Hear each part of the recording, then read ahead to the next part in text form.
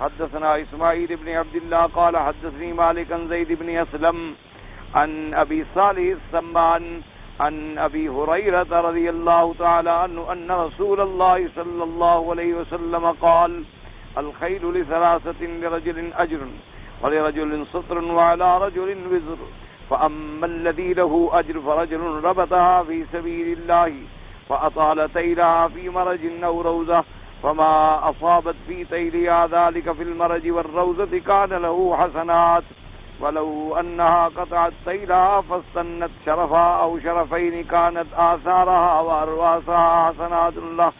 ولو انها برت بنهر فشربت منه ولم يرد ان تسقى به كان ذلك حسنات له وهي لذلك الرجل اجر ورجل ربطها تغنيا وتعففا ولم ينس حق الله في رقابها ولا ظهورها فهي له ستر ورجل ربطها فخرا ورياء ونوى فهي على ذلك وزر فسئل رسول الله صلى الله عليه وسلم عن الحمر فقال ما أنزل الله فيها شيئا إلا هذه الآية الفاظة الجامعة ومن يعمل مثقال ذرة خيرا يره ومن يعمل مثقال ذرة شرا يره ورواه مسلم من حدیث زید بن اسلم به۔ اب مفسر رحمۃ اللہ علیہ سورۃ الزلزلہ کی اس آیت مبارک پر ارشاد فرماتے ہیں کہ اللہ پاک نے فرمایا کہ فَمَن يَعْمَلْ مِثْقَالَ ذَرَّةٍ خَيْرًا يَرَهُ وَمَن يَعْمَلْ مِثْقَالَ ذَرَّةٍ شَرًّا يَرَهُ،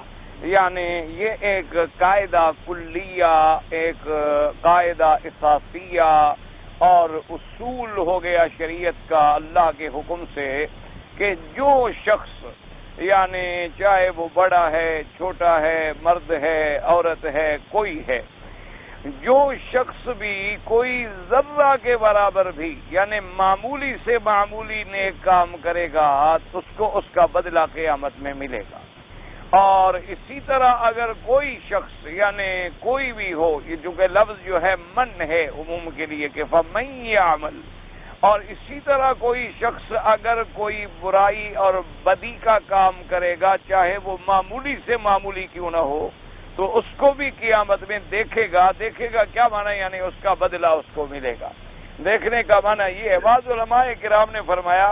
کہ اللہ تبارک و تعالی اعمال کو بھی ایک صورت عطا فرمائیں گے، یعنی اعمال صالحہ ہوں گے تو وہ ایک اعلیٰ سے اعلیٰ صورت میں اس کے سامنے آئیں گے،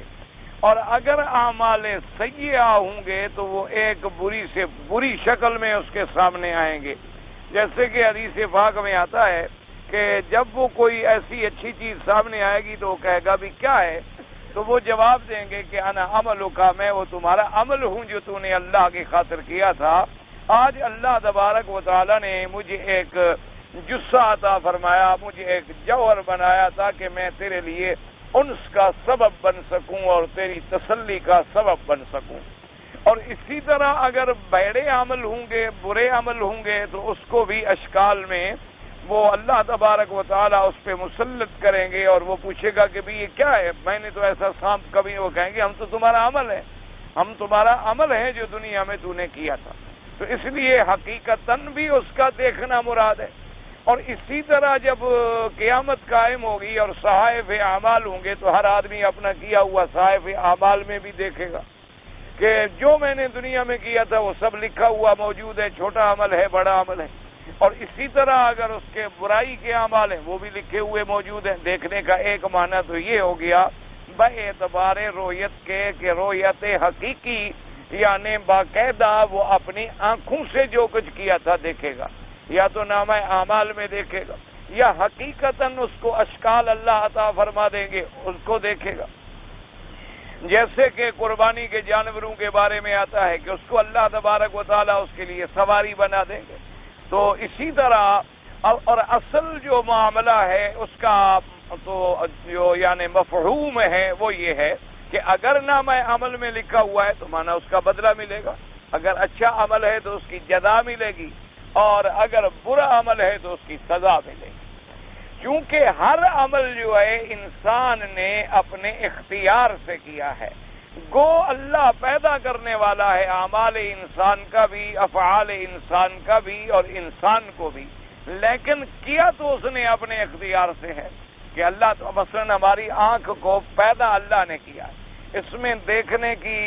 قوت اللہ نے رکھی، لیکن اب ہم اس کو غلط استعمال کر رہے ہیں یا صحیح استعمال کر رہے ہیں، یہ ہم کر رہے ہیں، اسی وجہ سے پھر اس پر ثواب اور عذاب ہوتا ہے۔ اس لیے ہمیشہ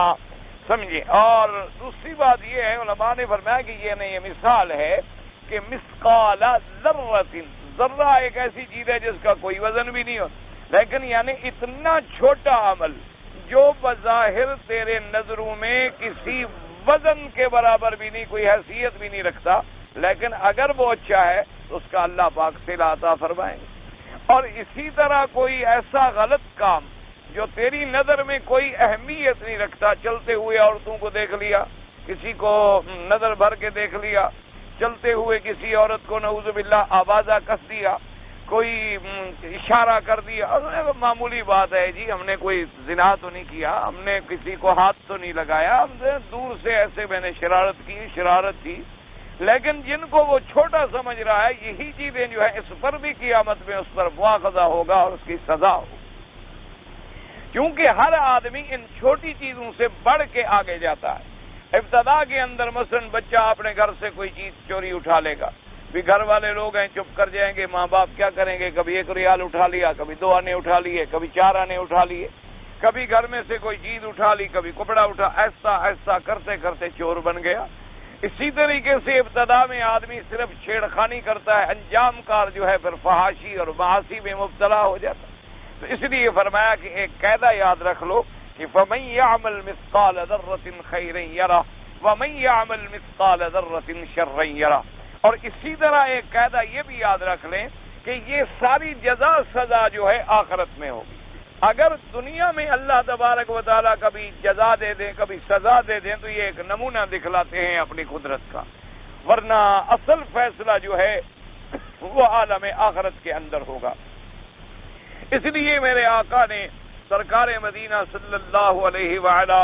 آلہ واصحابہ وسلم نے فرمایا تھا، سیدہ عائشہ رضی اللہ تعالی عنہا کو نصیحت فرماتے ہوئے، وہ خطاب بھی عائشہ کو تھا لیکن ہدایت تمام دنیا کی عورتوں کے لیے، کہ ایاک و محقرات الذنوب۔ آپ نے فرمایا عائشہ خبردار، خیال کیا کرو چھوٹے چھوٹے غلطیوں کو معمولی نہ سمجھا کرو کہ یہ تو جی معمولی غلطی، اور جی یہ تو انسان ہے جی، اگر انسان جو ہوا ایسے تو ہو جاتا ہے، یا انسان ہے جی اگر منہ سے تو بات نکل لی جاتی ہے، تو حالانکہ اسی زبان کے کاٹے ہوئے تو جہنم میں جاتے ہیں، اسی سے اگر آپ سبحان اللہ کہتے ہیں تو اس کا بدلہ ملتا ہے کہ نہیں ملتا؟ تو جب اسی سے آپ کوئی گالی دیں گے تو اس کی بھی تو سزا ملے گی کہ آپ نے اللہ تبارک و تعالیٰ کی اس نعمت کو غلط استعمال کیا اور اس کی نافرمانی میں استعمال کیا۔ تو اس لیے مفسر رحمۃ اللہ علیہ اس پر ایک حدیث مبارک نقل فرماتے ہیں جس کو امام بخاری رحمۃ اللہ علیہ نے حضرت ابی ہریرہ رضی اللہ تعالی عنہ سے روایت کیا ہے۔ حضرت ابی ہریرہ رضی اللہ تعالی عنہ فرماتے ہیں کہ آقا انعامدار صلی اللہ علیہ وآلہ آلہ واصحابہ وسلم نے فرمایا کہ الخیل ثلاثہ، کہ گھوڑا جو ہے اس کا رکھنا جو ہے 3 قسم پر ہے، یعنی حضور پاک نے مثال سمجھا دی، کیونکہ مثال سے بات جو ہے وہ زیادہ جلدی ذہن میں بیٹھ جاتی ہے جب کوئی بات مثال دے کے سمجھائی جائے، اس لیے قرآن پاک نے بڑی مثالیں عطا فرمائیں، اور اس لیے فرمایا تلک الامثال نضربها للناس، کہ اسی لیے ہم قرآن میں مثالیں بیان کرتے ہیں لعلہم یتفکرون، تاکہ لوگ جو ہیں اس میں تفکر اور تدبر کریں۔ تو حضور پاک نے فرمایا کہ ایک آدمی نے گھوڑا رکھا ہوا ہے وہ اس کے لیے ثواب ہے، ایک آدمی نے گھوڑا رکھا ہوا ہے اس کے لیے ایک قسم کا پردہ ہے، اور ایک آدمی نے گھوڑا رکھا ہوا ہے اور اس کے لیے وبال ہے اور عذاب ہے۔ اب یعنی رکھا تو تینوں نے گھوڑا ہی ہے نا،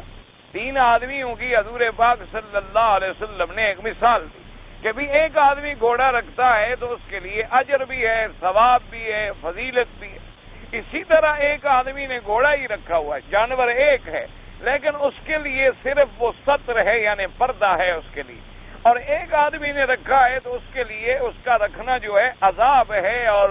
اللہ تبارک و تعالیٰ سے اس کے لیے سزا ہے۔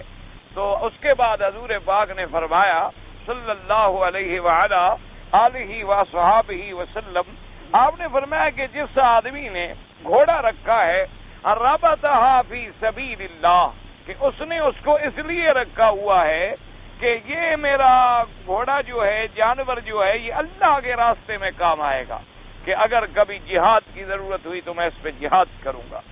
اور کسی غریبوں کی مدد کے لیے مجھے جانا ہوا تو میں جلدی پہنچ جاؤں گا، مسلمانوں کو دشمنوں سے بچانے کے لیے میں جلدی اس پہ سوار ہو کے پہنچ جاؤں، یا میں اس پہ سواری کروں گا، حج کروں گا، عمرہ کروں گا، اور اچھے اعمال جو ہیں ربطھا فی سبیل اللہ، اللہ کا راستہ جو ہے عام مراد اس سے جہاد ہوتا ہے، ورنہ جتنے کام بھی اللہ کے لیے کیے جائیں سب وہ فی سبیل اللہ آ جاتے ہیں۔ ایک آدمی نے سواری رکھی ہوئی ہے کہ میں اس پہ حج کر سکوں، ایک آدمی نے سواری رکھی ہوئی ہے ماشاءاللہ کہ میں جناب اس کو استعمال کر کے لوگوں کے لیے ذریعہ دین کی خدمت کا بن سکوں، جیسے ماشاءاللہ یعنی ہم صبح کبھی کبھی آتے ہیں تو پیدل باز ماشاءاللہ بالکل نوجوان اور بڑی قیمتی گاڑیاں اور کاریں، ہمارے لوگوں کے پاس ایسی گاڑی ہو تو خدا رحمت کرے شاید وہ کسی کی طرف نظر اٹھا کر بھی نہ دیکھیں، لیکن وہ دیکھیں گے کہ بھی ایک آدمی جا رہا ہے، گاڑی روک دیں گے، باقاعدہ بلائیں گے، جی آئے تشریف لے آئیں، ہم آپ کو حرم چھوڑ دیتے ہیں، تو وہ حرم تک لے آئیں گے اور بڑے آرام سے، اور پھر آپ اندر بیٹھے ہیں تو قرآن پاک کا باقاعدہ کیسٹ لگا ہوا ہے اور بہترین قاری کی تلاوت ہوتی ہے،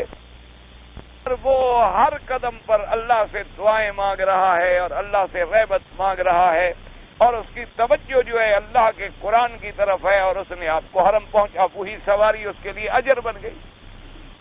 کہ وہ خود بھی اس پر آیا اللہ کی نماز میں پہنچنے کے لیے، اور راستے میں اس نے دو آدمی بھی بٹھا لیے کہ ان کی جماعت نہ رہ جائے، ان کو بھی اگر میں نے حرم پہنچا دیا تو ان کو نماز مل جائے گی، جماعت مل جائے گی، تو اب وہی سواری جو ہے اس کے لیے باعث اجر بن گئی۔ اور اگر خدا نہ کرے اس نے اس لیے رکھی ہوئی ہے کہ اس پر شام کو بیٹھتا ہے، کبھی کلب جا رہا ہے اور کبھی فلم میں جا رہا ہے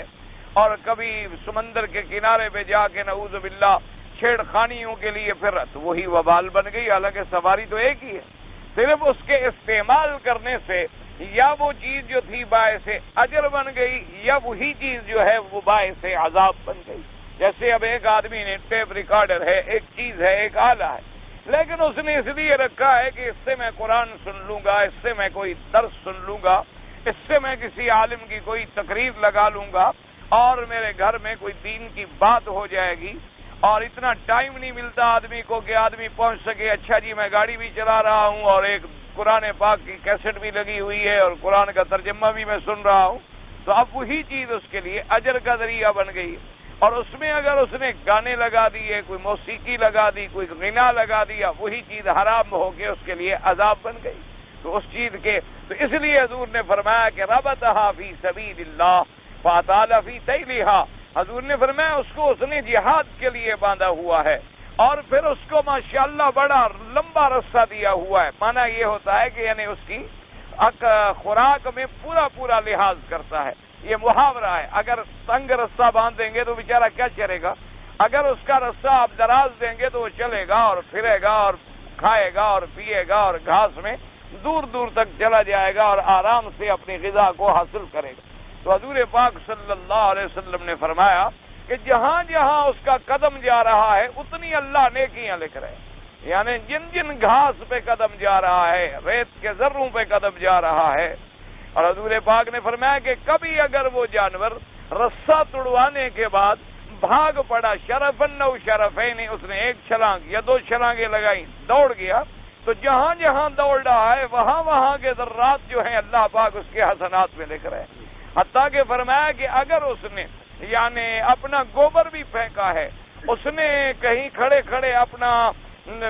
پانی بھی نکالا ہے، جو چیز بھی، تمام چیزیں قیامت میں اللہ پاک اس کے لیے حسنات میں اضافے کا ذریعہ بنا دیں کہ اس کی نیت جو ہے انما الاعمال بالنیات، حضور پاک کی فرمان مبارک ہے کہ اعمال کی دار و مدار جو ہے وہ نیت پر ہے، کہ اگر نیت انسان کی خالص ہے، اگر نیت انسان کی اللہ کے لیے ہے تو اللہ تبارک و تعالی اس پہ اجر عظیم عطا فرماتے ہیں۔ اسی طرح علماء نے لکھا ہے احادیث مبارکہ کی روشنی میں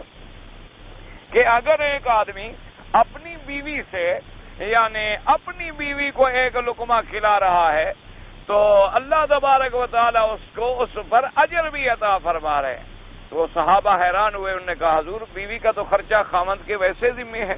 بیوی کا نفقہ، بیوی کا سکنا، بیوی کا رہنا، اس کا مکان، اس کا کھانا پینا تو خاوند کی ذمہ داری ہے، شریعت نے اس پر واجب کر دیا ہے. تو جب ہم اپنا واجب ادا کر رہے ہیں جو ہماری ذمہ داری ہے تو پھر ثواب کیسے ملے گا؟ تو حضور نے فرمایا کہ اگر یہی لقمہ کسی غیر محرم عورت کو تم کھلاتے تو عذاب ملتا؟ تو صاحب نے کہا کہ ہاں جی وہاں تو ملتا. فرمایا اللہ یہاں پھر ثواب بھی عطا فرماتے. اسی طریقے سے ایک آدمی اپنی بیوی سے بیٹھا ہوا ہنس رہا ہے اور اس سے ملاعبت کر رہا ہے، اس سے مزاح کر رہا ہے، لیکن نیت یہ ہے کہ بھی میں بھی گناہوں سے بچوں اور میری بیوی بھی گناہوں سے محفوظ رہے، تاکہ میں اس کو اپنے گھر میں اتنی خوشی عطا کر دوں، اس کو اتنا اچھا ماحول دے دوں کہ اس کو باہر نظر اٹھانے کی ضرورت ہی نہ پڑے. کیوں ہر آدمی تفریح چاہتا ہے، ہر آدمی خوش ہونا چاہتا ہے، ہر آدمی ہنسنا چاہتا ہے، رونا تو کوئی نہیں چاہتا نا جی. ہر آدمی گھر میں پریشانی تو نہیں چاہتا، خوشی چاہتا. تو وہ اپنی بیوی سے ایسی ایسی باتیں کر رہا ہے اور خوش ہو رہے ہیں اور اس کو ہنسا رہا ہے. مقصد یہ ہے کہ یہ راضی ہو اور یہ گناہوں کی طرف مائل نہ ہو، تو اس کو بھی اللہ تبارک و تعالی اجر بنا رہے ہیں. حتیٰ کہ بعض علماء نے تو لکھا ہے کہ نفلی نمازیں پڑھنے سے ایسی چیز جو ہے آدمی اگر اپنی گھر والی سے یعنی مزاح میں بھی بیٹھا، انہوں نے کہا نفلی عبادت سے زیادہ ثواب. انہوں نے کہا اس کی وجہ یہ ہے کہ نفلی عبادت میں تو ثواب ملے گا اور اس میں تو وہ اللہ کے عذاب سے بھی بچ رہا ہے نا، کہ ایک گناہوں سے بھی بچ رہا ہے کہ اس کی ڈھال بن رہی ہے. اور اسی لیے حدیث میں آتا ہے کہ جو بیوی اپنے گھر میں یعنی اب اس کو پتا ہے کہ بھئی میرا خاوند عشاء کے بعد حرم سے واپس آئے گا،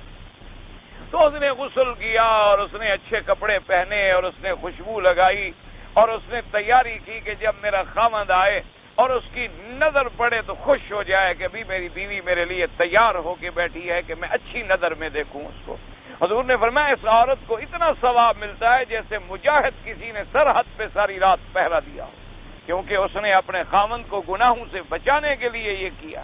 کہ بھئی میں اگر اچھی حالت میں ہوں گی تو میرا خاوند مطمئن ہوگا، کسی غیر عورت کی طرف کیوں دیکھے گا. اور اگر اللہ تبارک و تعالی معاف فرمائے کہ اس کی شکل پہ نظر پڑے تو آدمی کو الٹی آ جائے اور اس نے ہفتے میں کبھی بالوں کو تیل ہی نہ لگایا ہو، معلوم ہو کہ رات ہمارے گھر میں کوئی جن داخل ہو گیا ہے، اور اسی طریقے سے قریب جائے تو کپڑوں سے بدبو کے بھبکے اٹھ رہے ہوں، تو لازمی بات ہے کہ وہ دوسری عورتوں کی طرف مائل ہوگا اور اس کی لعنت کی ذمہ دار وہ عورت ہو کہ اس نے اپنے خاوند کو کیوں مطمئن نہیں کیا. اس لیے حدیث پاک میں آتا ہے کہ سب سے اچھی بیوی وہ ہوتی ہے کہ جب خاوند کی نظر پڑے تو خوش ہو جائے، اور جب خاوند حکم کرے تو اطاعت کرے، اور جب خاوند گھر سے غائب ہو جائے تو اس کے امانت میں حفاظت کرے، تاکہ اس کی امانت سے مراد اس کی عزت بھی ہے، اس کی امانت سے مراد اس کا مال دولت گھر سامان سب چیز جو ہے یہ امانت ہے خاوند کی اس کے ہاتھ میں، اس کی حفاظت کرے. حضور نے فرمایا یہ بیوی جو ہے بہت بڑے اعلیٰ درجات کی ہوتی اور اس کے لیے اللہ تبارک و تعالیٰ کے فرشتے جو ہیں وہ دعائیں کرتے. اسی طریقے سے جیسے حدیث مبارک میں آتا ہے کہ ایک صحابی حضرت ابن عباس رضی اللہ تعالی عنہ کی خدمت میں کسی مسئلہ پوچھنے کے لیے عشاء کے بعد تشریف لے گئے تو دیکھا کہ حضرت ابن عباس رضی اللہ تعالی عنہ غسل فرما کے اور بڑے اچھے کپڑے پہن کے اور کنگھی مبارک دے کے اور بال سنوار کے اور جیسے تیار کھڑے. تو نے کہا حضرت میں تو مسئلہ پوچھنے آیا تھا، آپ شاید کہیں جانے کے لیے تیار ہو رہے ہیں. آپ نے فرمایا بالکل کہیں نہیں جا رہا، میں تو اپنے گھر جا رہا ہوں. نے کہا حضرت آپ نے ابھی جو غسل کیا کپڑے پر، فرمایا میرا دل جو چاہتا ہے میری بیوی تیار ہو کے گھر میں جاؤں، یہ تو نہیں میں بھوت کی شکل میں جاؤں دیکھے تو ڈر جائے. 3 راتیں خواب میں بھی بیچاری اٹھ کے بیٹھی رہ گئی، کیا بلا میرے سامنے آ گئی تھی کہ جہاں سے حضرت گزرتے ہیں اللہ تبارک و تعالیٰ معاف کرے یا پان پڑی ہے یا سگریٹ کے دھوئیں پڑے ہیں اور غلاظت ہے اور روائے کریہ ہیں اور بدبوئیں منہ سے اٹھ رہی ہیں اور بات پہ حضرت گالی گلوچ سے نیچے بات ہی نہیں کرتے ہیں اور کتا اور خنزیر سے نیچے تو کلام ہی نہیں ہے اور اللہ تبارک و تعالیٰ معاف فرمائے. تو اس لیے ان سب چیزوں کا قیامت میں حساب ہوگا. یہ نہ سمجھیں کہ یہ چیزیں ایسی ہیں کہ یہ تو جی دنیاوی معاملات ہیں، نہیں، ذرے ذرے کا حساب، اچھے عمل پر اللہ، اور پھر اس عمل میں جتنی تمہارا اخلاص ہوگا اتنی ثواب بڑھ جائے گا۔ اللہ چاہیں گے تو 10 گنا بدلہ دے، اللہ چاہیں تو 700 گنا بدلہ دے، اللہ چاہیں تو 1,00,000 گنا بدلہ دے، اللہ تبارک و تعالیٰ چاہیں تو بے حد و حساب عطا فرما دیں جس کا کوئی حساب ہی نہ۔ جیسے حدیث مبارک میں آتا ہے کہ جو آدمی حج میں پیدل چلے تو ایک قدم پر اس کو 700 حرم کی نیکیاں ملتی ہیں۔ اب ایک حرم کی نیکی ہے 1,00,000، تو 1,00,000 کو 700 سے اگر آپ ضرب دیں تو 7 کروڑ نیکیاں ملی ایک قدم پر۔ وجہ تو اس لیے اللہ تبارک و تعالیٰ نے تو بندوں کے لیے رحمت کا خزانہ کھولا ہوا ہے۔ تو فرمایا فَمَن يَعْمَلْ مِثْقَالَ ذَرَّةٍ خَيْرًا يَرَهُ، کہ اگر اس نے ذرے کے برابر بھی بھلائی کی ہے، یہ نہ سمجھو کہ یہ معمولی بھلائی ہے، آپ نے کسی مسلمان سے مسکرا کے بات کی ہے، اس پر بھی اللہ آپ کو صدقہ کا ثواب عطا فرماتے۔ آپ نے کسی مسلمان کو راستہ بتلا دیا ہے، آپ نے راستے میں چلتے ہوئے کوئی کانٹا ہٹا دیا ہے، کوئی پتھر ہٹا دیا ہے کہ میرا بھائی آئے گا اس کے پاؤں میں نہ چبھ جائے، آپ نماز میں آ رہے ہیں اور آپ نے اچھے کپڑے پہنے اور خوشبو لگائی ہے اور نیت یہ کر لی ہے کہ مجھے تو فائدہ ہوگا لیکن میرے جو دائیں بائیں نماز میں ان کو بھی اچھی خوشبو جائے تاکہ وہ بھی سکون سے اللہ کی عبادت کر سکے، تو اس پر بھی اللہ اجر عطا فرماتے۔ اور اگر جناب ماشاءاللہ آپ ایسے لباس میں تشریف لائے ہیں کہ ایک مہینے سے غسل نصیب نہیں اور کپڑا نصیب نہیں، کہ ساتھ نماز کی پوری صف والے جو ہیں بیچارے وہ جل رہے ہوتے ہیں کہ اب ناک پہ ہاتھ رکھیں، کپڑا رکھیں، رومال رکھیں، کیا کریں، کہاں جائیں، اور اگر کوئی ایسی حرکت کریں تو کہیں تکبر نہ بن جائے، کہیں اعراض نہ بن جائے، لیکن اسے کوئی فکر نہیں ہے، وہ اپنا مست ہے اسی حال۔ تو اسلام نے ہمیں کیوں حکم دیا نظافت کا، اسلام نے ہمیں کیوں حکم دیا صفائی کا، اسلام نے ہمیں کیوں حکم دیا مسواک کا، اسلام نے ہمیں کیوں حکم دیا ہے کہ اپنے ناخن بھی نہ بڑھنے دو تاکہ ان میں کوئی گندگی جمع نہ ہو جائے، ان میں کوئی میل اور کچیل جمع نہ ہو جائے۔ آپ ناخن کاٹتے رہیں اور میل سارے بدن پہ لگا لیں تو پھر کیا علاج ہوگا؟ اس لیے اللہ تبارک و تعالی رحمت فرمائے۔ حضور نے فرمایا کہ اس بندے کو تو گھوڑے رکھنے کا اتنا اجر ملے گا کہ جہاں جہاں وہ قدم دے گا اس کے ذروں کے برابر نیکیاں ملیں گی۔ اور فرمایا کہ ایک آدمی یہ ہے وَلِرَجُلٍ سِتْرٌ، کہ ایک آدمی نے گھوڑا اس لیے باندھا ہوا ہے کہ اس کا حق بھی ادا کرتا ہے، اس کو پانی پلاتا ہے اور گھاس کھلاتا ہے، اور اس کی نیت یہ ہے کہ بھئی مجھے جب سواری کی ضرورت ہو تو اپنی چیز ہو، مجھے مانگنا نہ پڑے، کسی کا محتاج نہ ہونا پڑے اور کسی سے سوال نہ کرنا پڑے۔ فرمایا اس کے لیے یہ گھوڑا جو ہے یہ ستر ہے، پردہ ہے، لیکن وہ پہلے والا ثواب جو ہے وہ حاصل نہیں ہو۔ اور فرمایا ایک آدمی ہے اس نے گھوڑا رکھا والے رجل وزر، اس کے لیے گناہ ہے، وبال ہے، کیونکہ ربطھا فخرا، کہ اس نے اس لیے باندھا ہوا ہے کہ فلاں آدمی کے پاس جناب اتنے گھوڑے ہیں، فلاں آدمی کے پاس جناب اتنے لاکھ کا گھوڑا ہے، اور جب اوپر بیٹھتا ہے تو ایسے جیسے کہ فرعون کا چھوٹا بیٹا بیٹھا ہوا ہو، اور آگے مسلمان غریب دوڑ رہے ہیں اور وہ گھوڑے پہ بیٹھا ہوا ہے ظالم، آگے جو ہے وہ انسان نہیں ہے، وہ اولاد آدم نہیں ہے۔ اللہ تبارک و تعالی قادر ہیں، ذرا ٹھنڈے دل سے غور کرے کہ اگر یہ غریب، یہ مزارع، یہ ہاری، یہ مزدور، یہ مظلوم جو آج میرے آگے گھوڑے کے دوڑ رہا ہے، اگر اللہ اس کو امیر بنا دے، یہ گھوڑے پہ بیٹھا اور میں آگے دوڑ رہا ہوں تو کیا حال ہوگا؟ ذرا ایک منٹ کے لیے سوچ لے تو انسان کو عقل آ جائے۔ تو اللہ کے پاک پیغمبر نے فرمایا کہ ایسا آدمی جو ہے وَلِرَجُلٍ وِزْرٌ، اس آدمی کے لیے خیل جو ہے وہ وزر بن جائے گا، وبال بن جائے گا، کیونکہ ربطھا فخرا، اس نے باندھا ہوا ہے بطور فخر، بطور تکبر، بطور عنا، اور اپنی تکبر اور بڑائی ظاہر کرنے کے لیے، اب وہی گھوڑا اس کے لیے وبال بن گئے۔ جیسے اللہ پاک رحمت فرمائے، بڑے بڑے لوگ جو ہیں وہ اپنے استبل رکھتے ہیں کہ بھئی لوگوں کو بتلاتے ہیں کہ جناب ہمارے پاس اتنی اقسام کے گھوڑے ہیں، اتنی الوان کے گھوڑے ہیں اور ان کے ایسے ایسے رنگ ہیں، اور پھر گھوڑوں کے لیے زیور بنتے ہیں سونے کے اور چاندی کے، اور یعنی اگر وہ صرف اتنا زیور بیچ دیا جائے تو اس علاقے کے غریب 20 بچیوں کی شادی ہو جائے، 20 بچیوں کی شادی کے لیے وہ کفالت کر جائیں جتنا انہوں نے اپنے گھوڑوں کے لیے زیور بنائے ہوئے، یعنی ان کے جانور زیورات پہنتے ہیں اور مسلمان کی بچی کے سر پہ دوپٹہ نہیں ہوتا۔ ایک غریب کی بچی کے گلے میں قمیض پھٹی ہوئی ہوتی ہے، وہ بیچاری کبھی یوں پکڑتی ہے کبھی یوں پکڑتی ہے، سینے کے لیے اس کے پاس سلائی کا پیسہ بھی نہیں۔ تو اللہ تبارک و تعالی رحمت فرمائے، اور اللہ تبارک و تعالی ہر مسلمان کو صحیح معنوں میں اپنے احکام پہ عمل کرنے کی توفیق عطا فرمائے۔ یعنی اللہ اب تو اتنا فخر ہوتا ہے جی، ریا ہوتا ہے کہ آدمی حیران ہو جاتا۔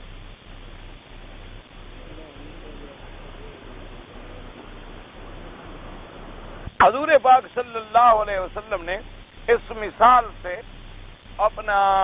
ایک وضاحت فرما دی کہ بھی گھوڑا اس نے بھی رکھا ہے، اس نے بھی رکھا ہے، اس نے ہے تو گھوڑا ہی، لیکن اس کے لیے کتنا ثواب ہے کہ قدم قدم پہ نیکیاں مل رہی ہیں۔ اس کے لیے چلو پردہ ہے، کوئی گناہ نہیں ہے، اس نے اپنی عزت بچائی ہوئی ہے کہ سوال نہ کروں، اور اس کے لیے وہی جانور جو ہے بطور وبال ہے اور بطور عذاب بن گیا ہے۔ تو اس کو امام بخاری رحمت اللہ علیہ نے بھی روایت فرمایا ہے۔ اور فسئل رسول اللہ صلی اللہ علیہ وسلم عن الحمر، حضور پاک سے صحابہ نے سوال کیا کہ حضور یہ تو گھوڑے کے بارے میں بات ہوئی، اگر کسی نے گدھا رکھی ہو یا کسی نے خچر رکھا ہو، کیونکہ اصل میں اس زمانے میں میرے آقا کے زمانے میں زیادہ طور پہ جانور جو ہیں اونٹ، گھوڑا اور گدھا، یہ تین جانور زیادہ تھے۔ خچر بھی بہت کم تھا، بلکہ ایک ہی وہ خچر تھا جس کا نام دلدل تھا، جس کو آج کل یہ ملنگ نکالتے ہیں، وہ خچر تھا، یہ تو گھوڑا نکالتے ہیں بیچارے پاگل وہ، اور اس کا نام دلدل تھا، اور وہ مقوقس بادشاہ نے ہدیہ کیا تھا میرے آقا حضرت محمد مصطفیٰ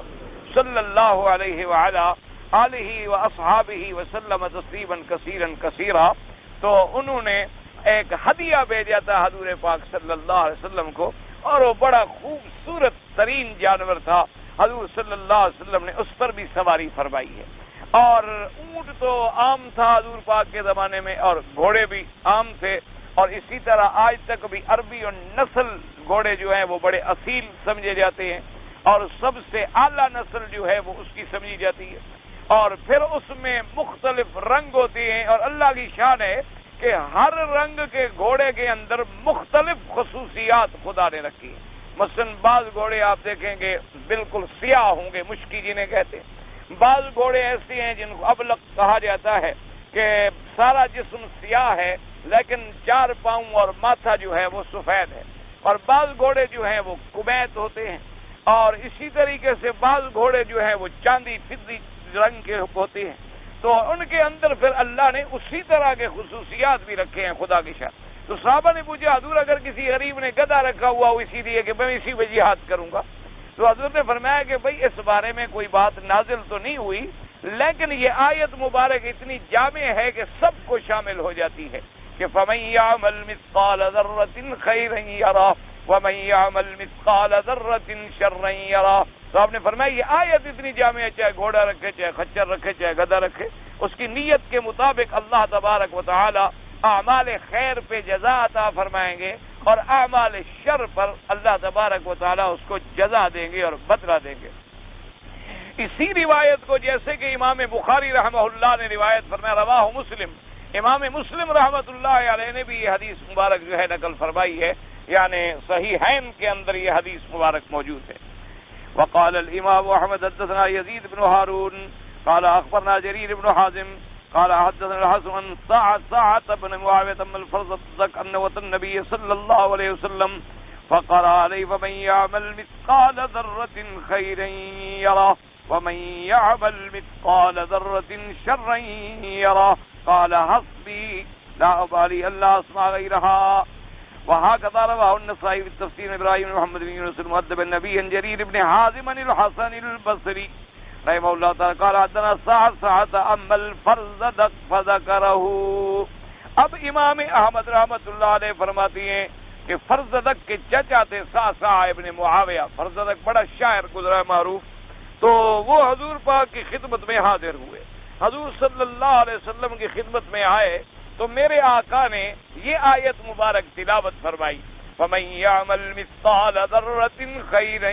يَرَهُ وَمَن يَعْمَلْ مِثْقَالَ ذَرَّةٍ شَرًّا يَرَهُ۔ تو اب آپ نے جب یہ آیت مبارک تلاوت فرمائی تو اس نے کہا حسبی، اس نے کہا مجھے تو یہی آیت ہی کافی ہے، اس کے علاوہ اگر اور میں کوئی قرآن نہ سنوں تو ہدایت کے لیے یہی کافی ہے۔ یعنی مگر اگر سمجھ نہ ہو تو اللہ کے قرآن کی ایک آیت بھی ہدایت کے لیے کافی، لیکن شرط یہ ہے کہ اللہ کا قرآن ہمارے سینوں میں اتر جائے، دماغوں میں داخل ہو جائے، اور ہم قرآن پاک کو صحیح معنوں میں سمجھنے والے بن جائیں، جیسے کہ امام شافعی رحمۃ اللہ علیہ نے سورۃ العصر کے بارے میں لکھا کہ اگر اللہ تبارک و تعالی صرف یہی ایک سورت ہی نازل فرما دیتے، سارا قرآن نازل نہ ہوتا، تو یہ ہدایت کے لیے، عالم کے لیے کافی تھی۔ لیکن شرط تو یہ ہے نا کہ اس کو، آیت کو کوئی پکڑے،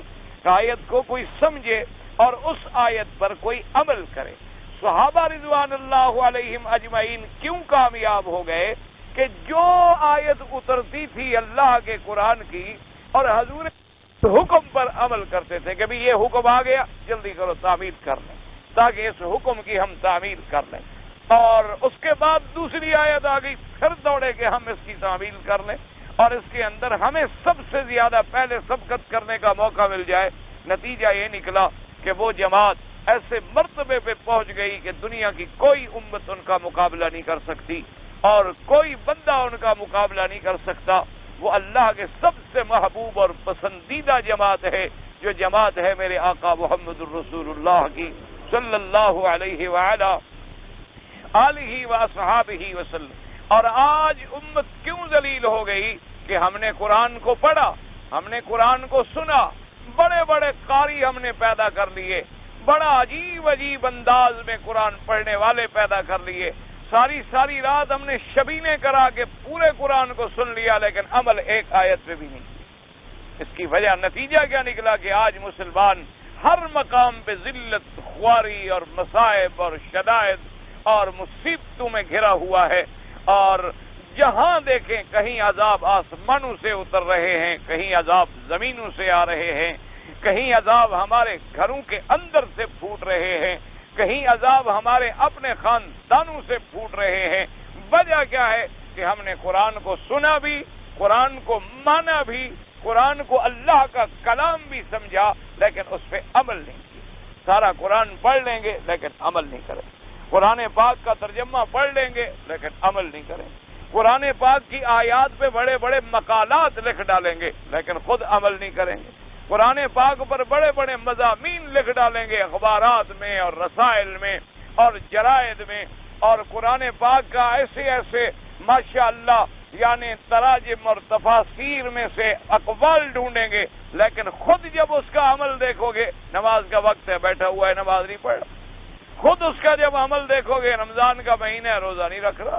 خود اس کا جب عمل دیکھو گے گھر میں پردہ کوئی نہیں، خود اس کا جب عمل دیکھو گے گھر میں عریانی اور فحاشی کا دورہ ہے۔ تو اس کی وجہ سے، اور یہ قاعدہ ہوتا ہے کہ ایک تو دشمن ہے نا جی، آپ کا ایک دشمن ہے، بات ختم ہو گئی، آپ واضح آپ جانتے ہیں کہ میرا دشمن، بس ختم۔ ایک آپ کا دوست بننے کے بعد دشمنی کرتا ہے تو اس پہ سب سے زیادہ پھر غصہ آتا ہے کہ دیکھو جی یہ میرا دوست بن کر میرے ساتھ کھاتا ہے، ایک پلیٹ میں ہم کھاتے ہیں، ایک کمرے میں ہم رہتے ہیں، لیکن پھر اس نے مجھے خنجر مارا ہے، تو پھر آپ اس کو معاف نہیں کرتے۔ اس لیے اللہ تو علیم بذات صدور ہے کہ یہ تو یہودی ہے، نصرانی ہے، مجوسی ہے، مشرک ہے، کافر ہے، ہندو ہے، سکھ ہے، دفاع ہو، یہ تو ہے ہی ہے جہنمی۔ سوال تو یہ کہ یہ میرے ماننے والے ہیں، میرے مدنی پاک کا کلمہ پڑھنے والے ہیں، اور پھر میرے نافرمان ہیں، اس کے بعد میری نافرمانیاں کرتے ہیں۔ یا تو ایک انکار ہے، ٹھیک ہے جی ہم نے اللہ کے رسول کا کلمہ ہی نہیں پڑھا، بات ختم، ان کے لیے تو جہنم ہے ہی ہے، باقی رہ گئی دنیا میں کھائیں پیئیں چریں اٹھیں،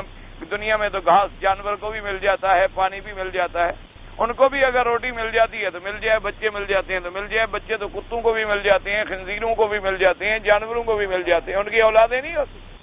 ان کی بھی تو اولادیں ہیں، تو ایک نظام ہے دنیا، اس کی تو کوئی کمی نہیں اللہ کے خزائن۔ اللہ فرما رہے ہیں دنیا میں اپنے نفع حاصل کر لیں، آخرت میں ان کے لیے عذاب۔ جیسے کہ بعض علماء نے مثال دی کہ کافروں کا کھانا ایسے ہے کہ جیسے کوئی آدمی ایک جانور لے آتا ہے اور اس کو اعلیٰ سے اعلیٰ گھاس کھلاتا ہے، اعلیٰ سے اعلیٰ چیزیں لا کر دیتا ہے کہ تاکہ اچھی طرح تر و تازہ ہو جائے اور پھر میں ذبح کروں، اللہ تو کافروں کو اسی لیے زیادہ دے رہے ہیں کہ یہ ذرا ٹھیک ٹھاک دمبے بن جائیں اور جہنم میں آئیں تو ٹھیک ٹھاک سزا بھگتیں۔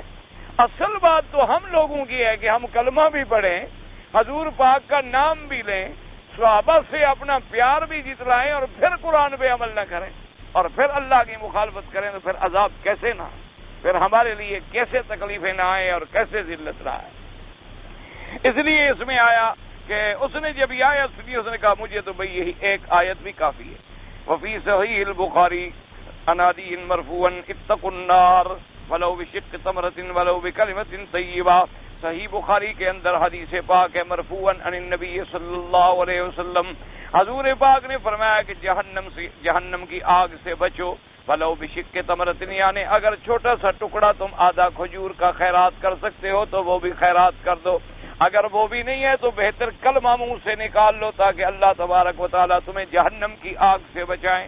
یہ نہ سمجھو کہ ایک کھجور کا معمولی سا ٹکڑا ہے اس کی وجہ سے بھی اللہ تمہیں جہنم کی آگ سے بچا لیں گے، اللہ تبارک و تعالیٰ تمہیں عذابوں سے محفوظ فرما لیں گے۔ فرمایا وَلَوْ بِكَلِمَةٍ طَيِّبَةٍ، اگر تمہارے پاس وہ بھی نہیں ہے تو کوئی اچھا کلمہ زبان سے نکال لو، کوئی اچھی بات زبان سے نکال لو، کوئی اچھی بات جب کہو گے تو اس پر بھی اللہ تبارک و تعالیٰ اجر عطا فرماتی ہیں۔ وَلَوْ أَيْضًا فِي السَّيِّئَاتِ حَقًّا مِنَ الْمَعْرُوفِ شَيْئًا وَلَوْ أَن تَفْرُغَ مِنْ دَلْوِكَ فِي إِنَاءِ الْمُسْتَسْقِي وَلَوْ أَن تَلْقَىٰ أَخَاكَ وَوَجْهُكَ إِلَيْهِ مُنبَسِطٌ۔ حدیث مبارک میں آیا کہ اچھائی کے کاموں کو حقیر نہ سمجھا کرو۔ حضور پاک نے فرمایا کہ اگر تم نے اپنا پانی کا ڈول کھینچا ہے اور ساتھ ایک مسلمان کھڑا، تم نے اس کو ڈال دیا، اچھا بھائی تم پہلے لے لو میں بعد میں دوبارہ بھر لیتا ہوں، کوئی بات نہیں، آپ نے فرمایا اس کو بھی کوئی معمولی بات نہ سمجھو۔ فرمایا اگر اتنا بھی تمہارے پاس نہیں ہے لیکن جب تم کسی بھائی کو ملتے ہو تو بڑے اچھے چہرے کے ساتھ السلام علیکم ورحمۃ اللہ، کیا حال ہے، خیریت ہے، مزاج اچھے ہیں، اچھا بھی دعا میں مجھے یاد رکھا کریں، آپ کے بچے بخیریت ہیں، اللہ ان کو اچھا بنائے، تو آدمی خوش ہو جاتا ہے کہ دیکھو جی مجھے دعا دی، مجھے ملا ہے بھائی بہت اچھے اخلاق والا آدمی، ماشاءاللہ بڑا اچھا خلق ہے۔ اور اگر کوئی آدمی بات کرے اللہ رحمت کرے آگے آپ کاٹ لیں تو وہ انسان تو نہیں سمجھے گا، سمجھے گا اچھا حیوان اچھا ہے کہ میں نے بات کی ہے تو فوراً کاٹنے کو دوڑا ہے۔ اسی لیے محاورہ ہے نا جی، ہم بات کرتے ہیں وہ کاٹتے ہیں، کاٹتا کون ہے؟ مقصد ہے کہ دنیا میں بھی تو وہ آپ کے بارے میں یہی رکھے گا اور قیامت کے اندر۔ اسی حضور نے فرمایا کہ ان چیزوں کو حقیر نہ سمجھا کرو، یہ معمولی چیزیں نہیں ہیں۔ اس کے بعد فرمایا فی الصحیح ایضا یا معشر نساء المؤمنات لا تفکرن جارۃ لجارتها ولو فرسن شاۃ یعنی ذلفا۔ حضور پاک نے فرمایا کہ اے مومن عورتوں کو خطاب فرمایا کہ اے نساء المؤمنات، ایمان والی عورتیں، یہ نہ سمجھا کرو کہ میرے گھر میں تو کچھ نہیں، ایک پایا یا پائے پکاتا ہے نا آدمی جانوروں کے، بکریوں کے، گائے کے، کچھ کہ بھئی ایک پایا ہے اور وہ بھی بکری کا چھوٹا سا کسی ہمسائے کے گھر میں بھیجوں تو کیا ہوگا؟ فرمایا نہیں، تم اپنی ہمسائی کو اس سے بھی مدد کیا کرو۔ اس لیے روایات مبارک میں یہ بھی آتا ہے کہ اگر تمہارے گھر میں اتنا گوشت نہیں پکتا کہ تم ہمسائے کو دے سکو، حضور پاک نے فرمایا اس میں پانی زیادہ ڈال دو، چلو شوربہ بن جائے گا، تھوڑی سی پلیٹ ہمسائے کو بھیج دو، تو اللہ پاک نے فرمایا اس پر بھی تمہیں اجر و ثواب اور مثوبت ملے گی کہ تم نے جو کچھ گھر میں پکایا تھوڑا سا اور پانی ڈال دو، تھوڑی سی اور سبزی بڑھا دو، تاکہ تم نے اگر کھایا ہے تو ساتھ غریب ہمسایہ جو ہے وہ بھی بھوکا نہ رہے، تاکہ اس کے گھر میں بھی ایک پلیٹ بھیج دی، ایک روٹی بھیج دی، ایک چیز بھیج دی، تو اس کے دل سے کبھی ایسا ہوتا ہے کہ آدمی کسی غریب کو ایک لقمہ دے دے، اس کے دل سے جو دعا نکلتی ہے آدمی بن جاتا ہے، کیونکہ اصل تو رحمت کی کوئی گھڑی ہوتی ہے نا جی، رحمت کا کوئی وقت ہوتا ہے، اور دعا مانگنے والے کے دل سے جو دعا نکلتی ہے نا جی۔ اس لیے ایک بزرگ کی خدمت میں ایک آدمی گئے اور انہوں نے کہا کہ حضرت آپ میرے لیے دعا فرمائیں، آپ میرے لیے دعا فرمائیں۔ انہوں نے کہا کہ بھائی بات سنو، ایک ہے دعا اور ایک ہے بد دعا، اگر تم نے مجھ سے بد دعا لینی ہو تو مجھے کوئی تکلیف پہنچاؤ تاکہ میرے اندر سے تیرے لیے بد دعا نکلے، اور اگر تم نے مجھ سے کوئی دعا لینی ہے تو پھر مجھے کوئی خوشی پہنچاؤ کہ میں خوش ہو کے تیرے لیے خود بخود دعا کروں۔ انہوں نے کہا کہ دعا تو پھر دل سے نکلتی ہے، یہ نہیں کہ ایسے دعا کرائی جائے جی دعا کرو، ٹھیک ہے فائدہ تو اس سے بھی ہوگا، خالی نہیں جائے گی، لیکن اصل دعا وہ ہوتی ہے کہ جب بندے نے کوئی ایسا کام کیا اور ان کے دل سے جو تھی وہ دعا نکل گئی۔ والد صاحب رحمۃ اللہ علیہ اپنے شیخ کا اور اپنے بزرگوں کا واقعہ سناتے تھے حضرت خلیفہ صاحب دین پوری رحمت اللہ علیہ کا. فرماتے ہیں ماشاء اللہ ابتدا میں وہ پہلوان آدمی تھے، کشتی لڑتے تھے، بلوچ خاندان سے تھے. تو بہرحال اللہ نے جب رخ بدلا تو حضرت حافظ محمد صدیق صاحب رحمت اللہ علیہ بہت بڑے بزرگ گزرے ہیں، اللہ پاک ان کی قبر پہ رحمت فرمائے. تو ان کی خدمت میں حضرت چلے گئے پڑھنے کے لیے کہ میں وہاں جا کر دین سیکھوں اور اپنی اصلاح کروں. وہ بہت بڑے اللہ کے ولی تھے. تو حضرت حافظ صاحب رحمت اللہ علیہ جو تھے وہ نابینا تھے.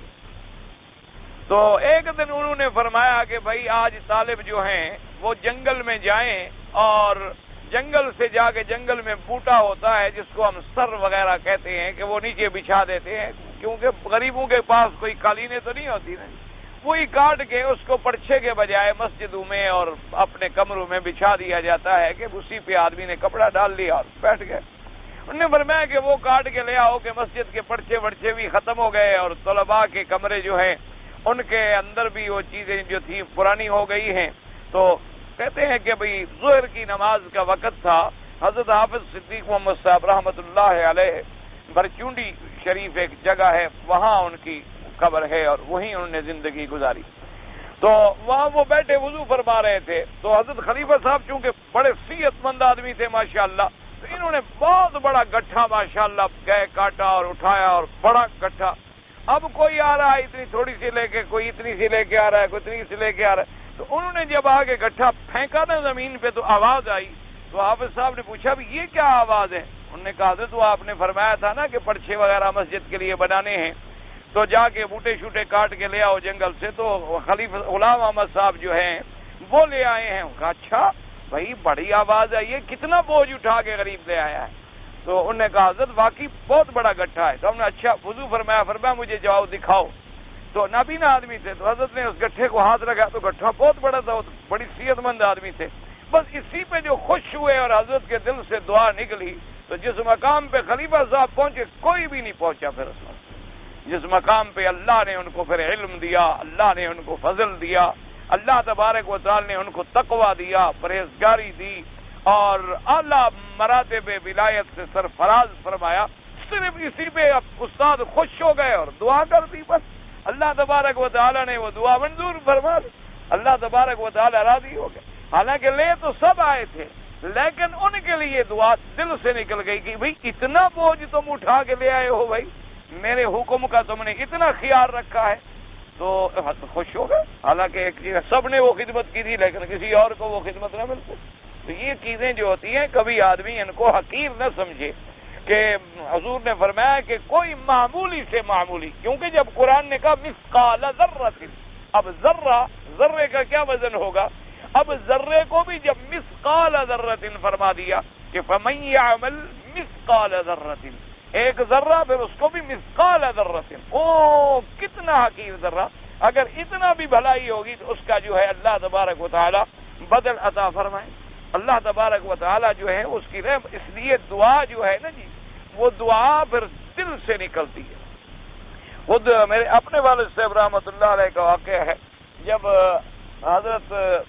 علامہ انور شاہ صاحب رحمۃ اللہ علیہ تشریف لائے تھے قادیانیت کے مقابلے کے لیے بہاولپور میں. تو جب وہ آئے تو والد صاحب فرماتے ہیں کہ اس وقت ہمارے اوپر بڑا غربت کا دور تھا، زمینیں سب دریا میں آ گئیں اور ہم بالکل مہاجر بن گئے، لٹ پٹ گئے، نہ گھر رہے، نہ رقبے رہے، نہ زمینیں، نہ جائیداد، نہ کوئی چیز، ختم ہو گیا، سب دریا آ گیا. جب دریا آ جائے تو بات ہی ختم ہو گئی. اب دریا تو پھر آگے ہزاروں اور لاکھوں ایکڑ نگل لیتا ہے. تو فرماتے ہیں بالکل غربت کا عالم تھا اور قادیانیت کا مسئلہ تھا. تو 60 میل دور ہے ہم سے بال. تو فرماتے ہیں 60 میل میں پیدل گیا، یعنی کرائے کے پیسے نہیں تھے کہ بس پہ بیٹھ جاؤں. اور ایک پرانی سی لوئی جو ہے وہ میں نے لپیٹی ہوئی تھی. تو بہرحال جب حضرت جانے لگے تو اسٹیشن پہ حضرت بیٹھے ہوئے تھے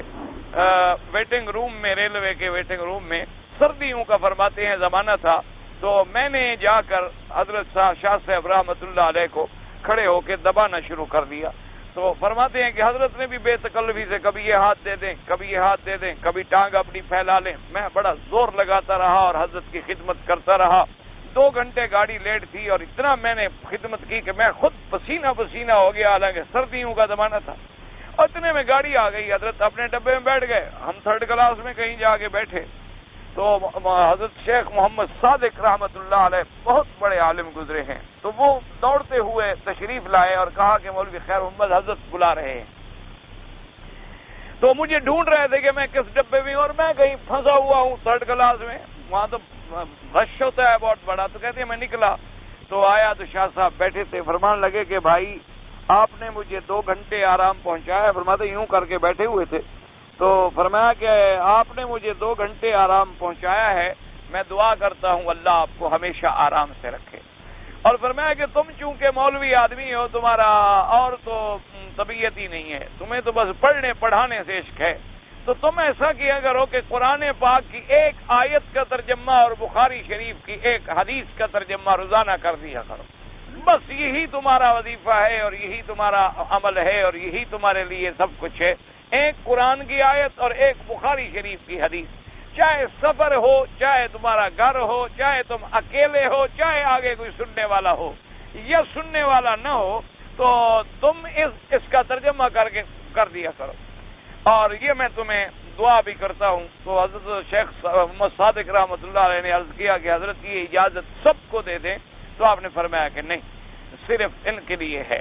تو انہوں نے کہا حضرت مہربانی کریں، سارے علماء کھڑے ہیں اور طلباء کھڑے ہیں اور یہ بھی تو آپ کے محبت والے. انہوں نے فرمایا دیکھیں، ایک تو یہ غریب آدمی ہے، پھر میرا شاگرد نہیں ہے، لیکن پھر بھی مجھے محبت میں ملنے کے لیے 60 میل پیدل چل گیا ہے. اور دوسرا الحمدللہ یہاں جتنے مولوی کھڑے ہو تم سب سے یہ علم میں زیادہ ہے، لیکن اس نے تو مجھے مٹھیاں بھرتا رہا اور اس کو تو علم نے نہیں روکا. تم تو اکڑ سے کھڑے رہے کہ ہم مولوی ہو کر خدمت کریں، ہم تو خود عالم ہیں، ہم تو خود مولوی ہیں. یہ 2 گھنٹے تم سب کے سامنے میری خدمت کرتا رہا، اس کو تو کوئی تکبر نہیں آیا دل میں، لیکن تم لوگوں نے تو مجھے ہاتھ بھی نہیں لگایا. تو معلوم ہوا کہ تمہارے اندر وہ ابھی نخوت ہے کہ ہم تو جی بڑے لوگ ہیں. اور پھر تم لوگوں نے شیروانیاں پہنی ہوئی ہیں 400 کی، دیکھو غریب نے پھٹی ہوئی لوئی پہنی ہوئی ہے. تو یہ مستحق ہے، تم کیوں مستحق ہو کہ تمہیں میں کہوں اور تمہیں ایک ایسی بات بتلاؤں. اگر فرماتے ہیں ہم نے جناب اسی دن سے جو شروع کر دیا، جہاں بیٹھے قرآن کا ترجمہ بھی پڑھا دیا اور ایک بخاری شریف کی حدیث بھی پڑھا دی. ایک فائدہ تو یہ ہو گیا کہ حدیث روز جو ایک پڑھائے تو یاد ہو جائے الحمدللہ، اور دوسرا اللہ کا قرآن اور پھر حدیث، اور حدیث بھی جو بخاری امام بخاری رحمت اللہ علیہ نے لکھی، اور صحیح حدیث پاک. تو پر میں بس جناب اللہ نے انقلاب برپا کر دیا. چند مہینے گزرے کہ بس جناب سارے پر رحمت کے خزانے اللہ نے کھول دیے اور سارے نقصان بھی پورے ہو گئے. اللہ نے زمینداریاں بھی عطا فرما دی. اصل بات یہ ہوتی ہے کہ وہ دعا جب دل سے نکلتی ہے، اسی لیے جو بات نکلتی ہے اثر رکھتی ہے، پر نہیں طاقت پرواز مگر رکھتی ہے. لیکن بات نکلے تو دل سے نا. ایک ہے رسمی طور پہ آپ نے بھی کہہ دیا، میں نے بھی کہہ دیا، یہ رسمی بات ہوتی ہے. اسی لیے حضور نے فرمایا وفی الحدیث الاخر، ایک اور حدیث پاک میں ہے، فرمایا رد السائل ولو بذلف محرق. آپ نے فرمایا اگر کوئی سوال کرنے والا سوال کرے اور تمہارے پاس ایک پایا، ایک کھروڑی جو ہے کسی جانور کی، وہ بھی جلی ہوئی، یعنی حقیر چیز ہے، معمولی سی چیز ہے، لیکن اس کو خالی نہ بھیجو، اس کو دے دو. اگر کوئی سائل تمہارے دروازے پہ آ گیا ہے تو اس کو خالی نہ بھیجو، معمولی سے معمولی کوئی چیز ہے وہ بھی دے دو. اور کچھ نہیں ہے پانی پلا دو، اور کچھ نہیں ہے تو آرام سے بات کر لو کہ بھائی اللہ تمہارے لیے کوئی راستہ پیدا کر دے، میں بھی تمہاری طرح ہوں، میرے پاس اس وقت توفیق نہیں ہے. تو اس لیے فرمایا کہ اس کو جھڑکو نہیں، اس کو خالی نہ لوٹاؤ. جو سائل ہے تمہارے در پہ سائل بن کے آ گیا ہے تو اس کو کچھ نہ کچھ جو ہے اپنی توفیق کے مطابق دے دو. اس کا کوئی کام ہے کر دو، نہیں تو میٹھی بات کر دو، میٹھا جواب دے دو، پیار سے بات سمجھا دو، تو اس پر بھی اللہ تبارک و تعالی اجر و ثواب عطا فرماتے ہیں. دعا کریں اللہ ہمیں بھی توفیق دے اور آپ کو بھی توفیق عطا فرمائے. کیونکہ سوال کافی بچ گئے ہیں.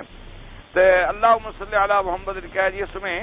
کہ ابراہیم کا مقام اعلیٰ ہے، یہ کوئی ضروری نہیں ہوتا، کبھی تشبیہ ادنا سے بھی ہوتی ہے. جیسے اللہ نے فرمایا ہے نا کما صلیت علی ابراہیم، تو یہ تشبیہ صرف صلاۃ میں ہے، اس میں حضرت ابراہیم علیہ السلام کی افضلیت کا مقام نہیں، افضل حضور محمد مصطفیٰ ہے صلی اللہ علیہ وسلم. اور دوسرا یہ ہوتا ہے کہ جیسے تشبیہ جو ہے اعلیٰ سے ہو کبھی ادنا سے بھی ہوتی ہے. اللہ نور السماوات والارض مثل نورہ کمشکات فیہا مصباح، تو اب کمشکات ان سے تشبیہ جو ہے کہ اب وہ اللہ کا نور کہاں اور کمشکات ان بھی مصباح کہاں، تو اس لیے اس سے افضلیت نہیں نکلتی، افضل حضور پاک ہیں۔ کہتے ہیں جی کہ موسیٰ علیہ السلام کا عصا جو ہے وہ ان کے پاس تھا یا آسمان سے اترا تھا۔ تو اللہ کے بندے، اگر تم قرآن پڑھتے تمہیں پہلی چیز دیکھو نا جی، ایک بات یاد رکھو، میرا بھی وقت ضائع ہوتا ہے اور آپ کا بھی وقت ضائع ہوتا ہے، اس سوال سے آپ کو کیا فائدہ ہے؟ ایک منٹ مجھے آپ سمجھا دیں، میں آپ کو بتا دوں آپ کو فائدہ کیا ہے۔ چلو عصا زمین سے آیا تھا، اوپر سے آیا تھا، کہیں سے آیا تھا، موسیٰ علیہ السلام کے زمانے میں ایک معجزہ تھا، گزر گیا، بات ختم ہو گئی۔ بس سارے جو بیٹھے ہیں، چلو بھی مولوی بھی مفت کا ہے تو پوچھ لیں کچھ نہ کچھ۔ تو اب اللہ کا قرآن موجود ہے کہ اللہ نے فرمایا وما تلک بیمینک یا موسیٰ، تو خود سمجھ لو جب اللہ فرما رہے ہیں تمہارے ہاتھ میں کیا، قال ہی عصای، تو موسیٰ کے ہاتھ میں تھا پہلے سے۔ اگر اللہ آسمانوں سے اتارتے تو اس سوال کا کوئی سوال ہی پیدا نہیں ہوتا۔ یہ تو قرآن میں واضح بات موجود ہے، تھوڑا سا عقل پر تو آدمی زور دے کہ موسیٰ علیہ السلام کے ہاتھ میں عصا تھا، اللہ نے فرمایا وما تلک بیمینک یا موسیٰ، تمہارے ہاتھ میں کیا ہے؟ تو موسیٰ علیہ السلام نے کہا ہی عصای اتوکأ علیہا واہش بہا علی غنمی، اور باقاعدہ موجود ہے کہ حضرت شعیب نے ان کو عطا فرمایا تھا۔ اور بعض روایات میں یہ آیا ہے کہ آدم علیہ السلام سے تبارسن وہ چلتا چلتا چلتا حضرت شعیب کے پاس آیا اور حضرت شعیب نے پھر حضرت موسیٰ علیہ السلام کو دیا۔ اور بعض روایات میں یہ بھی ہے کہ حضرت شعیب کے پاس بہت سے عصا پڑے تھے، تو انہوں نے موسیٰ علیہ السلام کو جب بکریاں چرانے کی ڈپٹی دی تو فرمایا اندر سے جا کر کوئی عصا اٹھا لو، تو حضرت موسیٰ علیہ السلام نے بھی وہی عصا جا کے اٹھایا، ماشاءاللہ، جو ان کو وراثت میں مل رہا تھا۔ تو یہ ساری اسرائیلی روایات ہیں، پتہ نہیں اس میں کہاں تک سچائی ہے، کہاں تک صداقت ہے، کہاں تک صداقت نہیں ہے۔ بہرحال ایسی باتوں میں بلا وجہ اپنا وقت بھی ضائع نہ کیا کریں۔ اگر کیسٹ پر ٹیپ ریکارڈر پہ قرآن پڑھا جا رہا ہو تو اس کا ثواب ہم کسی دوسرے کو دے سکتے، پڑھا ہی نہیں جا رہا، کیسٹ پر قرآن تو نہیں پڑھا جاتا، اس کا تو کوئی ثواب نہیں ہوتا، کیسٹ کو ہوگا جو پڑھ رہا ہے۔ ثواب تب ہوتا ہے جب انسان تلاوت کرتا ہے، وہ تو ہم صرف سنتے ہیں تاکہ اللہ پاک ہمارا قرآن سے مذاکرہ رہے۔ ایک آدمی ہے، اس کو ماموں نے زبردستی دوسری بیوی کی طلاق دلائی ہے، اور وہ کہتا ہے کہ میں نے طلاق نہیں دی ہے، اور وہ دونوں میاں بیوی میرے گھر میں۔ تو جب شوہر کہتا ہے نہیں دی ہے، بات ختم ہو گئی، تمہیں اور جھگڑے میں پڑنے کی ضرورت نہیں۔ ماموں کہتا پھر ماموں نے طلاق دینی تھی، جس نے طلاق دینی ہے وہ کہتا ہے میں نے نہیں دی۔ بس اگر اس نے دی ہے تو قیامت میں خود گناہگار ہوگا، قیامت میں خود گناہگار ہوگا، ورنہ رجوع کرنے کا بھی اس کو حق ہے۔ اور بعض ائمہ رحمہم اللہ کے نزدیک اگر زبردستی کسی کو طلاق دلائی جائے تو طلاق واقع بھی نہیں ہوتی، اگر یعنی لیکن زبردستی ایسی جس میں جان کا خطرہ ہو،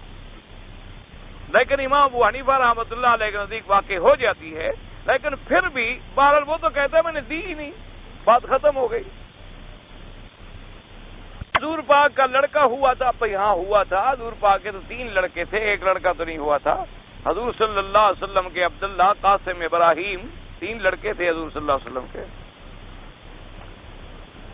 اگر ایک آدمی اپنی بیوی کو روشنی کے اندر، مقصد یہ ہے کہ گھر میں مثلا بتی جل رہی ہے تو مل سکتا ہے، کیوں نہیں مل سکتا ہے اپنی بیوی کو روشنی میں؟ یعنی پھر تو ہر آدمی کو اندھا ہونا چاہیے تھا تاکہ نہ بیوی کو دیکھے نہ بیوی اس کو دیکھے۔ خدا کے بندے، یہ کوئی منع نہیں ہے، وہ مقام ادب ہے کہ جیسے بی بی عائشہ صدیقہ نے فرمایا کہ میں نے حضور کے بدن پہ کبھی نظر نہیں ڈالی،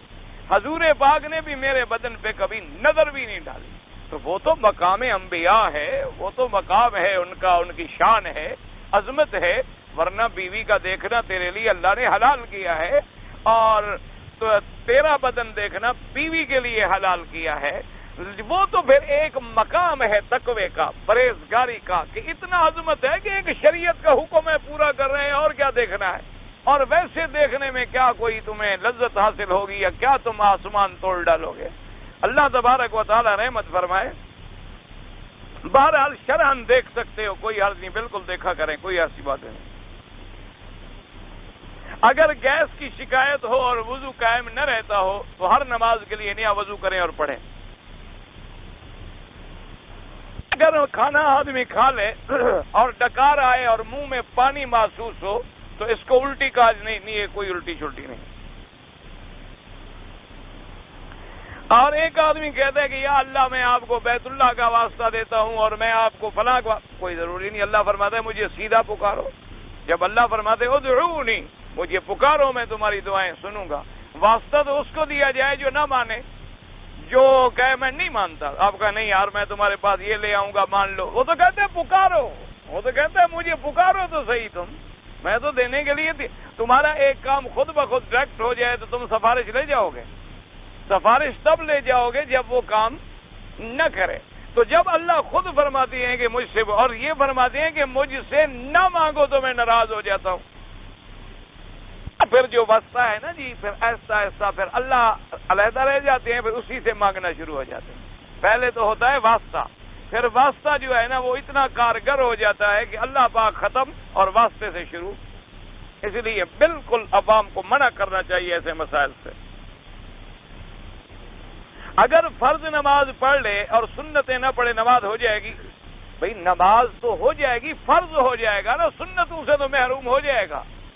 اور جو سنن مؤکدہ ہیں ان کے چھوڑنے سے انجام یہ ہوتا ہے، علماء نے لکھا کہ اگر نفل کوئی پڑھتا ہے، نفل چھوڑ دے تو اس کی سزا یہ ملتی ہے کہ سنتوں سے محروم ہو جاتا ہے، اور جب سنتیں پڑھنا چھوڑ دے پھر سزا یہ ملتی ہے کہ فرضوں سے بھی محروم ہو جاتا ہے۔ تو حضور کی سنن مؤکدہ جو حضور نے کبھی نہیں چھوڑی، تم کیوں چھوڑو؟ گناہ ہوگا بالکل۔ اگر ہم حتیم کے اندر سنت نماز یا فرض پڑھیں، اکیلے پڑھو تو پڑھ سکتے ہو، لیکن جب امام کے پیچھے پڑھو گے تو امام چونکہ باہر ہوتا ہے تو تمہیں اندر کھڑے ہونے کی اجازت نہیں ہوتی۔ حجر اسود کی طرف ہم اپنا رخ کریں تب بھی جائز ہے، ایسے چلتے ہوئے اشارہ کر دیں تب بھی جائز ہے۔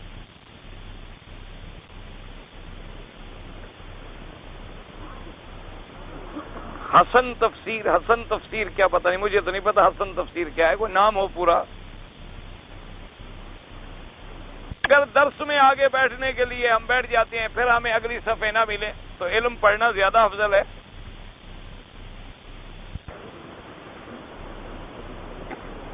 بھئی مجھے تو سمجھ نہیں ہے، اللہ نے قرآن میں فرمایا ہے کہ بے شک میں اور میرے فرشتے نبی پاک پہ درود اور سلام بھیجتے ہیں، اے ایمان والو تم بھی بھیجا کرو، ٹھیک ہے؟ تو جناب ہم کو جیسا رسول نے سکھایا ہم بھیجتے ہیں، فرشتوں کو جیسا اللہ نے علم دیا تو خود اللہ سبحانہ کہ رسول پہ کس اللہ کی طرف سے سلام بھیجنے کا معنی ہے رحمت اتارنا اپنے پاک پیغمبر پر۔ اگر مرغیاں پالنے کا میں نے فارم بنایا ہوا ہے تو اس کے چوزے لے کے ہم پالتے ہیں، 7 سے 8 ہفتے کے بعد فروخت کرتے ہیں، سارا سال مختلف تعداد ہوتی ہے، 5 مہینے تو گھاٹا ہوتا ہے، باقی مدت میں فائدہ ہوتا ہے، زکوٰۃ دینی ہوگی، بالکل کاروبار ہے آپ کا، جو پیسے بچیں گے نفع ہوگا زکوٰۃ دیں گے، گھاٹا ہوگا تو نہیں دیں گے، بس زکوٰۃ ہوتی نفع پہ ہے۔ میں نے احرام باندھا ہوا تھا جہاز سے کراچی سے، لیکن ٹوپی مجھے سر پہ بھول گئی، جب جدہ ایئرپورٹ پہ آیا تو مجھے والد صاحب لینے آئے تھے، انہوں نے کہا تو پھر میں نے اتار دی، تو بہرحال 2-4 گھنٹے چونکہ تم نے سلا ہوا کپڑا پہنا ہے اس کے لیے بہتر ہے کچھ خیرات کر دیں۔ یہ جو سر پہ لوگ عقال رکھتے ہیں یہ کہاں سے شروع ہوا ہے؟ جو رکھتے ہیں ان سے پوچھ لیں۔ تو مسجدوں میں صندوق رکھے جاتے ہیں حیات الاغاثہ کے، بالکل ان میں صدقہ ڈالیں، باقاعدگی سے پابندی سے پہنچایا جاتا ہے۔ امام ابو حنیفہ رحمۃ اللہ علیہ کے نزدیک مقتدی اپنا فاتحہ امام کے پیچھے نہیں پڑھے گا، وہ امام کا پڑھنا وہ فرماتے ہیں کافی ہے۔ ہم نے 5 آدمی اکٹھے کام کرتے ہیں، 20 ریال کی کمائی ہوا، آپس میں مل کر کھاتے ہیں، ہم خیرات کیا کھاتے خود کماتے، خود مجھے تو نہیں پتا کیا خود کھاتے خود کماتے، مجھے نہیں پتا کیا مقصد ہے۔